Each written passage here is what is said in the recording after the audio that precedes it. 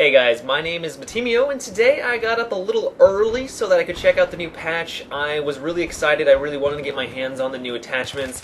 I wanted to see how the guns performed, and overall I'm really excited with what I've seen so far. I'm going to have to play many more hours to get a full assessment of how this patch will affect the game. But right now I kind of want to give you guys my initial thoughts, some things that I think you guys would find noteworthy. And the first thing is that all of your normal setups and all the weapons that you probably previously used are going to have to change, and they're going to feel a lot different.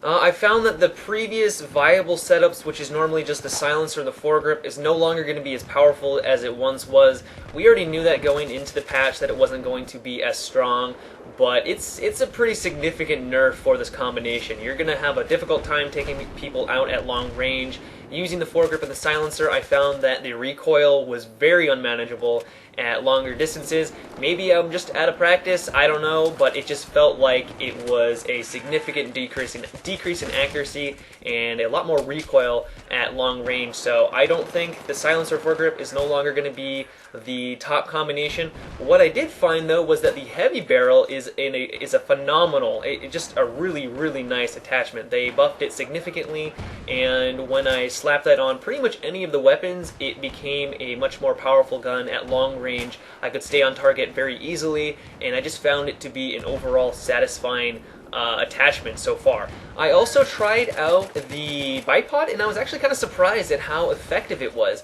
I was kind of opting for not even using an attachment in that slot, but I decided to give the Bipod a go, and I was actually kind of surprised at really how effective it was when I was using it with the assault weapons, or really any weapon. What they did in this patch was to decrease the amount of time it takes for you to go through the animation to set up the Bipod, and I think they also made it easier to deploy it. I'm not really sure on that one, but I do know that they reduced the time it takes to deploy it, which is awesome. And I was using it with the assault weapons, and it was very effective. It got me a lot of kills, it increased my accuracy significantly, and I can see that more players are going to take advantage of this attachment and opt for not even going with the foregrip anymore and maybe moving over to the Bipod. I still don't think it's going to be an overpowered attachment. I know some people might be worried about that. It's still going to leave you open to getting shot by recons and getting taken out by the bolt-action rifles, and it still makes you feel clumsy, but so I don't think everyone's going to gravitate on over to the Bipod. I think people are really just going to have to consider, do I want to use this Bipod, which may make it a little bit more clumsy? Do I not want to use any attachment in that slot, or should I opt for the foregrip? So I think it's going to make for some interesting dynamics in what people decide to use in their future attachment builds. So cool things right there.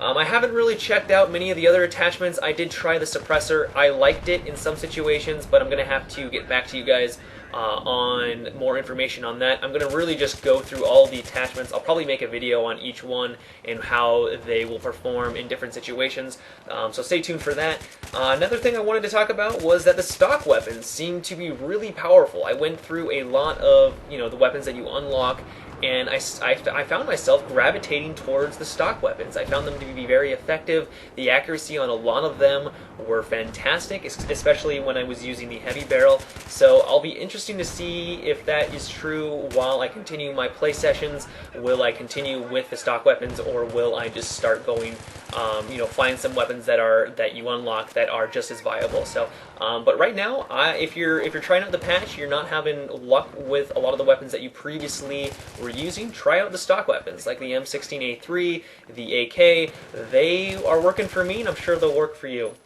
So now I kind of wanted to talk about sniping and quickscoping. I know there were a lot of fears that the sniper rifles would be overpowered in this patch. If you're unaware of what they did, they basically made a hitbox on soldiers that if you're using the bolt-action rifles, if you hit in the upper chest, it does 1.5 times more damage, I believe, with the bolt-action rifles. And essentially, if you're in a 10-meter radius, or not radius, if you're 10 meters away from your enemy and you're using the bolt-action rifle, you can get a one-shot, one-kill if you hit him in that small upper chest hitbox. And a lot of people were fearing that this would just lead to the recon class being overpowered. It would be the kit that would basically dominate every scenario, short range, long range. With my play session today, I am basically going to say that that's not going to be the case, and I don't think that these fears or these claims are justified. I found found that when someone is running perpendicular to you, going for a shot at the arm or where you would assume that hitbox would be,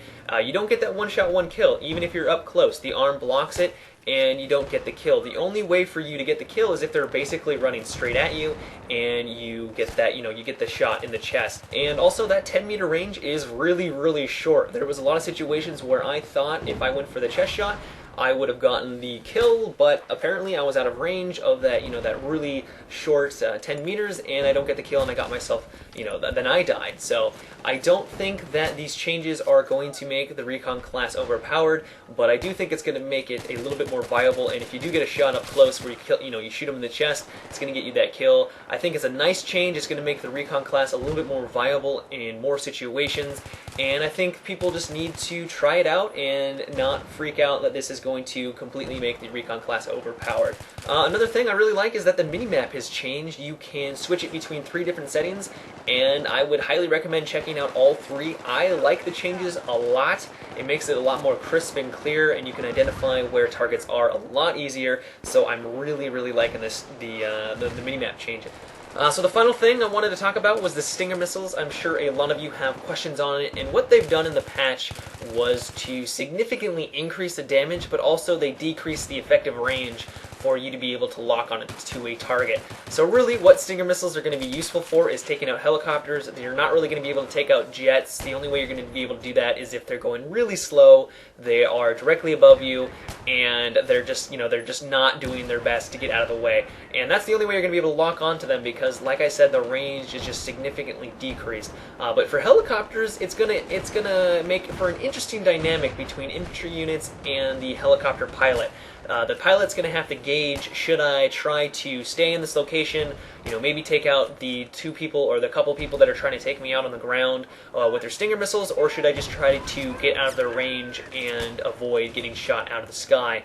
Overall, I do like the Stinger missile changes. They definitely needed some sort of buff. I'm not really sure what's going to happen with the range. I'm not sure how people are going to like the decrease in the range or the effective range of locking on with the Stinger missiles, but I think it's going to make for, like I said, just an interesting dynamic between the infantry units and the helicopters. But yeah, guys, this about wraps up the video. I do hope you enjoyed it. Like I said, I'm going to be making a lot more videos about the patch, going over a lot of the changes, especially the weapon attachments and the guns, just so you guys can understand which guns are now viable, which ones may not be as good as before.